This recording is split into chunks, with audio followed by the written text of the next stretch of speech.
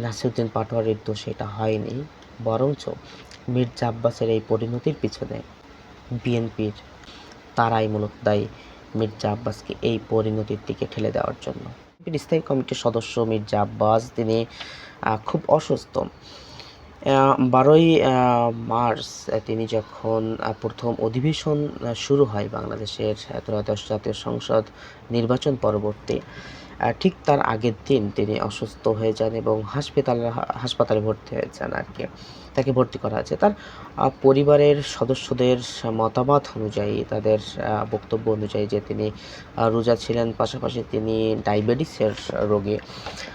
বিভিন্ন ধরনের বয়সের ভারে বিভিন্ন ধরনের অসুখ, বিভিন্ন রোগ তার শরীরে বাসা বেঁধেছে। পাশাপাশি তার তিনি রোজা রাখার পরে তিনি হঠাৎ করে ইফতারির পরে এশার অর্থাৎ তারাবির মুহূর্তে তিনি হঠাৎ মাথায় ব্যথা অনুভব করেন এবং তাকে হসপিটালে ভর্তি করা হয়। পরবর্তীতে ডাক্তার যতদূর জানা গিয়েছে যে ডাক্তার বলেছে যে তার মাথায় রক্তক্ষরণ হয়েছে, অর্থাৎ খুব সম্ভবত তিনি ব্রেন স্ট্রোক করতে পারেন, এই ধরনের সম্ভাবনা রয়েছে। এখন এই যে মির্জা আব্বাসের এই যে ঘটনাটা ঘটেছে, এটা নিয়ে বাংলাদেশে পলিটিক্স শুরু হয়ে গিয়েছে। বিভিন্ন ধরনের বয়ান তৈরি করা হচ্ছে এই ঘটনাকে কেন্দ্র করে। তো এক পক্ষ অর্থাৎ বিএনপি পক্ষ তারা অভিযোগ করছেন যে এই মির্জা আব্বাসের এই পরিণতি, মির্জা আব্বাসের অসুস্থতা হয়ে যাওয়া এবং এই স্ট্রোক করার মতন ঘটনা ঘটেছে, এর পেছনে নাসিরউদ্দিন পাটোয়ারির ক্রমাগত যে কথা বলে যাওয়া মির্জা আব্বাসের বিরুদ্ধে, মির্জা আব্বাসকে হেয় প্রতিপন্ন করা, চাঁদাবাজ বলা কিংবা বিভিন্ন বিশেষণে বিশেষায়িত করা, এই এই এই এই তার এই অর্থাৎ নাসিরউদ্দিন পাটোয়ারির এই ধরনের বক্তব্যের কারণে মানসিক স্ট্রেসে তিনি এই ধরনের ঘটনার সম্মুখীন হয়েছেন। অর্থাৎ তাকে তিনি এই ধরনের পরিস্থিতির সম্মুখীন হয়েছেন। এর পেছনে নাসিরউদ্দিন পাটোয়ারি দায়ী। এই ধরনের কথা বলছেন কিন্তু বিএনপিপন্থী অর্থাৎ বিএনপির যারা সাপোর্টার রয়েছেন তারা বলছেন। এখন বিষয় হচ্ছে যে মির্জা আব্বাস যে এই মানসিক প্রেশারে, মানসিক চিন্তায় তিনি যে স্ট্রোক পর্যন্ত গেলেন, এর পেছনে কি আসলেই নাসিরউদ্দিন পাটোয়ারি দায়ী নাকি অন্য কোনো কারণ থাকতে পারে, এটা কিন্তু ভাববার বিষয়। এখন বিষয় হচ্ছে নাসিরউদ্দিন পাটোয়ারি তিনি তো তার অপোজিট পক্ষ অর্থাৎ তার অপোজিটে যে রয়েছেন তাকে ঘায়েল করার জন্য, যেহেতু তারা রাজনীতি করে, ঘায়েল করার জন্য তিনি বিভিন্ন ধরনের অ্যালিগেশন আনবেনই। এখন মির্জা আব্বাস, আপনি রাজনীতি করতে আসছেন, আপনি তো মসজিদের খতিবের দায়িত্ব পালন করছেন না, তাই না? তো আপনি রাজনীতি করতে আসছেন, আপনি চেষ্টা করছেন সবসময় যে আপনার অপোজিট পক্ষকে কিভাবে হারানো যায়, হারিয়ে আপনি কিভাবে ক্ষমতার সিংহাসনে বসতে পারেন। তার প্রমাণ হিসেবে আমরা দেখেছি এই ত্রয়োদশ জাতীয় সংসদ নির্বাচনে আপনারা কিভাবে ভোট ইঞ্জিনিয়ারিং করেছেন।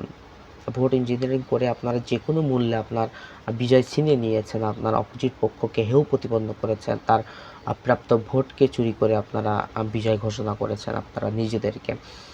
তো তার নিশ্চিত বিজয়কে আপনি যখন ছিনিয়ে নিয়েছেন, তাহলে আপনি যার বিজয়কে ছিনিয়ে নিলেন সে তো মানসিকভাবে হতাশাগ্রস্ত হবে। তো তিনিও তো এ ধরনের একটা ঘটনা তারও ঘটতে পারতো, তাই না? এখন সেটা বাদ দিলাম, সেটা একটা বিষয়।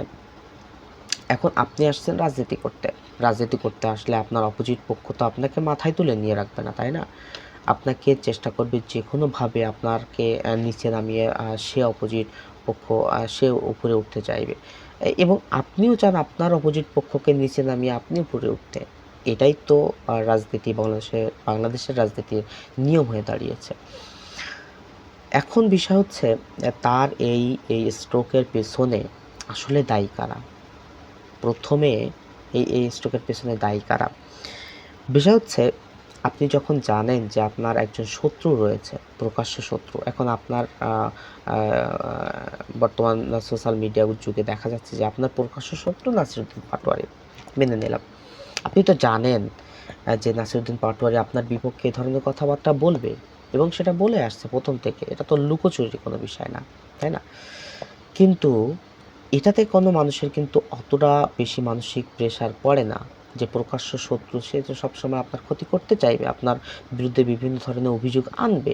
এটা মানসিকভাবে সবসময় একজন রাজনীতিবিদ হিসাবে সে সবসময় প্রস্তুত থাকে। এটা অস্বাভাবিক কিছু না। কিন্তু বিষয় হচ্ছে যখন আপনার ঘরের লোক যখন আপনার সাথে বিশ্বাসঘাতকতা করে, আপনার যেটা আপনি আশা করেছিলেন যে এটা হবে কিন্তু ঠিক তা উল্টোটা হয়ে যায়, বিশেষ করে রাজনৈতিক অঙ্গনে, তখন সেটার আঘাত সবচেয়ে বড় বেশি। এখন এখানে কি ঘটেছে, বিএনপির মির্জা আব্বাস, হ্যাঁ, মির্জা ফখরুল ইসলাম আলমগীর কিংবা রিজভী, এই ধরনের যারা বড় বড় লিডারশিপ রয়েছেন, তারা কিন্তু তাদের বাদ দিয়ে বিএনপি কিন্তু কল্পনা করা যায় না। অর্থাৎ বিএনপি ক্ষমতায় আসলে তাদের বড় বড় মন্ত্রিত্বের পদগুলো তারা দখল করবেন, তারা তাদের প্রাপ্য, এটা তো আসলে বলার বিষয় না। এটা খুব স্বাভাবিকভাবেই তারা পেয়ে যান আর কি, যেহেতু তাদের ছাড়া বিএনপি কল্পনা করা যায় না।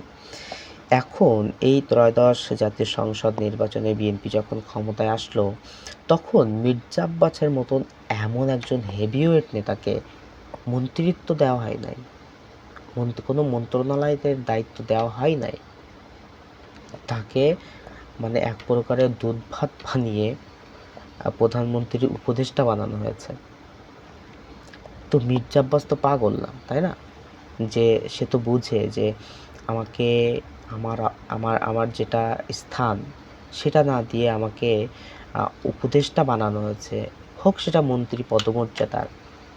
এটা তো তারা বোঝে যে আমাকে বাদ দিতে পারছে না পারছে বাদ দিতে, তাই এই পজিশনটা দিয়েছে। যার নেই কোনো গতি সে তার পোস্ট দেয় সহসভাপতি, এরকম একটা পোস্ট আর কি, উপদেষ্টা।